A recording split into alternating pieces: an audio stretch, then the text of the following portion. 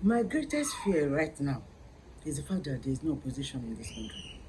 Fayose said a lot of things, but people were like taking him as the usual Fayose that blows a lot of hot air and has no solution to the problem. But he said something and I held on to it. He said the opposition have literally handed over the next election to Tinubu. And that's the truth. You know the obedient movie were so strong. He might likely get you might because I'm not sure how strong. Now I'm talking about Obi, how strong he is right now. He might likely get Lagos, might likely, which is another probability, and I know Tinubu will fight him. The machinery are being put in place right now to ensure that that embarrassment of 2023 does not happen again. So, listen, so one thing you don't understand about the Yorubas is that the Accord might be there, the PDP might be there, the NDC might be there, all of them might be there. But when it comes to presidential election, they are going to vote Tinubu. Believe me, that is the average Yoruba man. Educated, exposed, but senseless sometimes. Sorry, I'm Yoruba. I am Yoruba. I know most of you see my name and you don't believe it. But that is what is going to happen.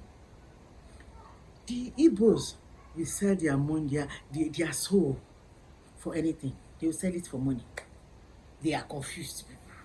That's the truth. I personally used to feel for an average Igbo man. I used to ask myself question, how come the Igbos have never been able to get to the position of authority, to that level of presidency? But you know something, but I've come to realize after years, I speak Igbo very well, I understand them very well, is that they are their own problem.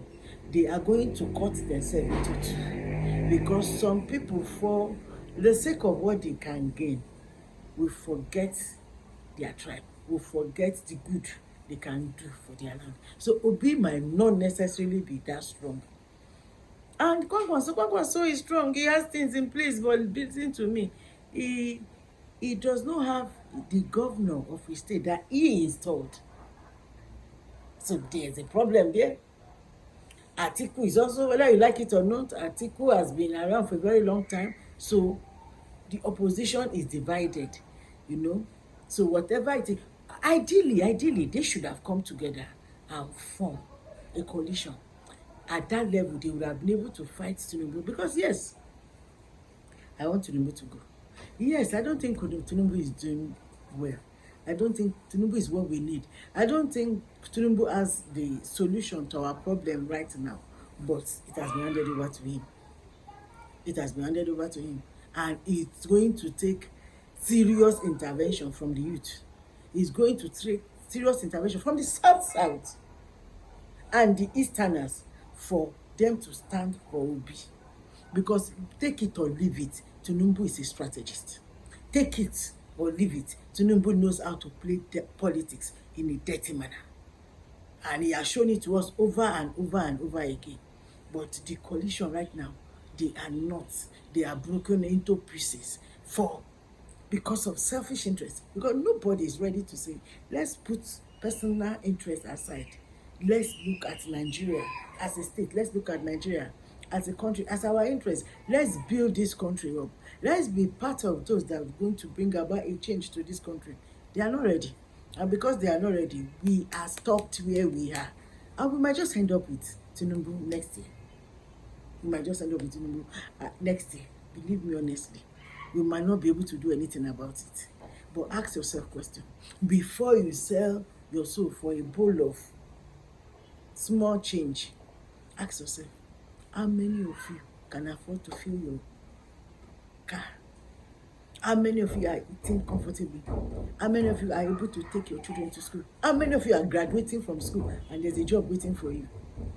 How many of you? How tough and how difficult it is it? Gas is moving from what for 1,200 to 2,000 now. And believe me, when things goes up in Nigeria, it really comes down. Just ask yourself question. Go to the market and buy things. Ask how much are they selling things. Compare it to how it used to be in the past and ask yourself question. For how long are we going to remain this way? As long as we choose to close our eyes and allow them to use us and allow them to take control of all the blessings God has blessed this country with, we will remain in this nation. If we are not very careful, Nigeria is going to be worse than Sudan very soon. All because we choose to stand up and fight for our rights.